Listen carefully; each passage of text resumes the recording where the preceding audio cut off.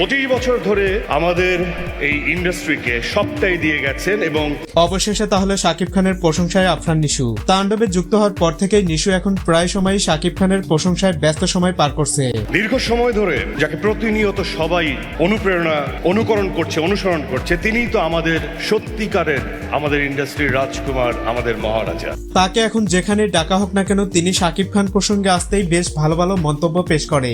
অবশ্য এই বিষয়টা দেখে অনেকে অবাকও হয়েছে, আবার কারো মতে এটাই ফিল্ম পলিটিক্স। সে যাই হোক, তারা দুজন যে এক হয়ে গেছে এটাই অনেক। শাকিব খান এবং আফরান নিশু তারা দুজন মিলেমিশে কাজ করলে বাংলা চিত্র জগৎ অনেক দূরে এগিয়ে যাবে। অলরেডি জানা গেছে আফরান নিশু এবং শাকিব খানের মাঝে যে ঝামেলা ছিল সেটা মিটে গেছে। নিশু নিজে শাকিবের বাসায় গিয়ে ক্ষমা চাইছে। এখন অনেকেই কানাঘোষা করছে আফরান নিশু আসলে একজন চৌকস মানুষ, তিনি চুপি চুপি ক্ষমা চেয়েছে যেন সেটা কেউ জানতে না পারে।